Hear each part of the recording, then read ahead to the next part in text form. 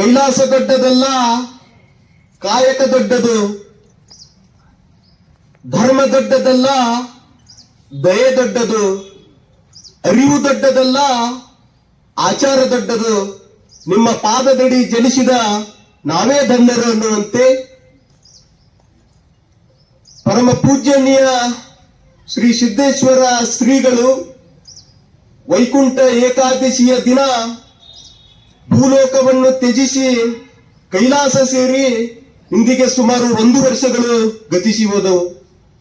ಸಮಾಜದಲ್ಲಿರ್ತಕ್ಕಂಥ ಅನಿಷ್ಟ ಪದ್ಧತಿ, ಜಾತೀಯತೆ, ಮೌಢ್ಯಾಚರಣೆಯನ್ನು ಹೋಗಲಾಡಿಸಲು ಪರಮ ಪೂಜ್ಯರು ತಮ್ಮ ಪ್ರವಚನದ ಸಾರವನ್ನು ನಮಗೆಲ್ಲರಿಗೂ ಉಣಬಡಿಸಿ ವಿಜಯಪುರದ ಕೀರ್ತಿ ಪತಾಕೆಯನ್ನು ಬಾಣೆತ್ತರಕ್ಕೆ ಹಾರಿಸಿದವರು ಪರಮ ಪೂಜ್ಯನೀಯ ಶ್ರೀ ಸಿದ್ದೇಶ್ವರ ಶ್ರೀಗಳು.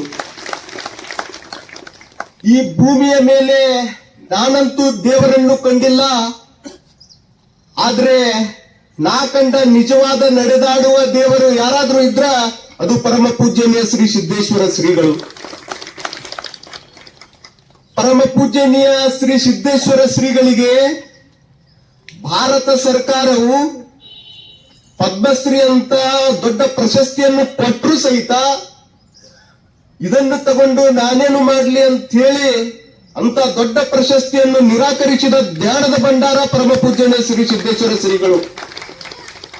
ಇದನ್ನೇ ಸಹಿತ ಬಸವಣ್ಣವರು ತಮ್ಮ ವಚನದ ಮುಖಾಂತರ ಹೇಳ್ತಾರೆ, ಬ್ರಹ್ಮ ಪದವಿಯನ್ನಲ್ಲೇ, ವಿಷ್ಣು ಪದವಿಯನ್ನಲ್ಲೇ, ರುದ್ರ ಪದವಿಯನ್ನಲ್ಲೇ, ನಾನು ಮತ್ಯಾವ ಪದವಿಯನ್ನಲ್ಲೇನಯ್ಯ ಕೂಡಲ ಸಂಗಮ ದೇವ, ನಿಮ್ಮ ಸದ್ಭಕ್ತರ ಪಾದವನ್ನರಿಪ್ಪು ಮಹಾ ಪದವಿಯ ಕರುಣಿಸಯ್ಯ ಕೂಡಲ ಸಂಗಮ ದೇವ ಎಂಬಂತೆ ಪರಮ ಪೂಜ್ಯರು ಯಾವ ತೆರನಾಗಿ ಬಸವಣ್ಣವರು ಹೇಳಿದ್ರು, ನನಗೆ ಯಾವ ಪ್ರಶಸ್ತಿನೂ ಬೇಡ, ಯಾವ ಪುರಸ್ಕಾರನೂ ಬೇಡ, ನಾನೇನ್ ಭಕ್ತರ ಜೊತೆ ಇರ್ತಿಲ್ಲ, ಆ ಭಕ್ತರೇ ನನಗೊಂದು ದೊಡ್ಡ ಪ್ರಶಸ್ತಿ ಪುರಸ್ಕಾರ ಇದ್ದಾಗೆ ಎಂದು ಭಾವಿಸಿ ಸದಾ ಭಕ್ತರ ಜೊತೆ ಕಾಲ ಕಳೆದವರು ಪರಮ ಪೂಜ್ಯನೀಯ ಶ್ರೀ ಸಿದ್ದೇಶ್ವರ ಶ್ರೀಗಳು.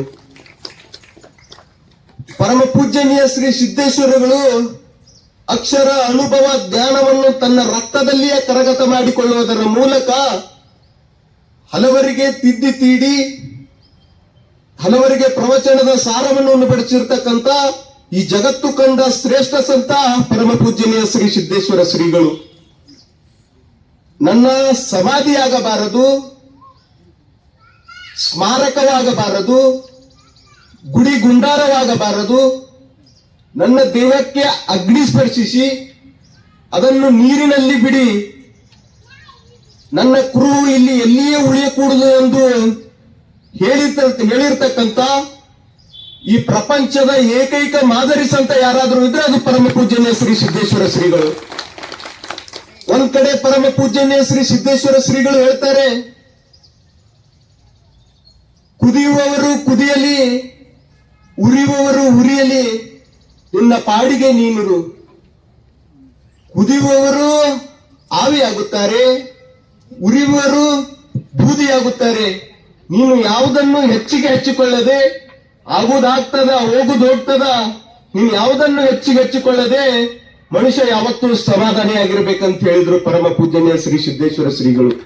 ಇದನ್ನೇ ಬಸವಣ್ಣವರು ಸಹಿತ ತಮ್ಮ ವಚನದ ಮುಖಾಂತರ ಹೇಳ್ತಾರೆ, ನಾಳೆ ಬಪ್ಪುದು ನಮಗೆ ಹಿಂದೆ ಬರಲಿ, ಇಂದು ಬಪ್ಪುದು ನಮಗೆ ಈಗಲೇ ಬರಲಿ, ಇದಕ್ಯಾರ ಅಂಜುವವರು, ಇದಕ್ಯಾರ ಅಳುವವರು, ಜಾತಸ್ಯ ಮರಣಂ ತೇಜೋವದಂ, ನಮ್ಮ ಕೂಡಲ ಸಂಗಮ ದೇವ ಬರೆದ ಹಣೆ ಬರವನ್ನು ಯಾವ ಹರಿಬ್ರಹ್ಮಾದಿಗಳಿಂದ ತಪ್ಪಿಸಲು ಸಾಧ್ಯವಿಲ್ಲ ಅಂತಕ್ಕಂಥ ಮಾತನ್ನು ಸಹಿತ ಬಸವಣ್ಣವರು ಸಹಿತ ಹೇಳಿದ್ರು.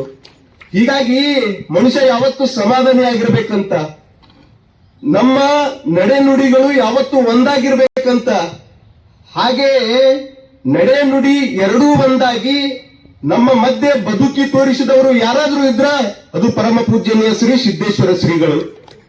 ಇದನ್ನು ಸಹಿತ ಬಸವಣ್ಣವರು ಸಹಿತ ಹೇಳ್ತಾರೆ, ಎನ್ನ ನಡೆಯೊಂದು ಪರಿ, ಎನ್ನ ನುಡಿಯೊಂದು ಪರಿ, ಎನ್ನೊಳಗೇನು ಶುದ್ಧವಿಲ್ಲ ನೋಡಯ್ಯ, ನುಡಿಗೆ ತಕ್ಕ ನಡೆಯ ಕಂಡಡೆ ಕೂಡಲ ಸಂಗಮ ದೇವದೊಳಗಿರ್ಪಣಯ್ಯ ಎಂಬ ಬಸವಣ್ಣನವರ ವಚನದಂತೆ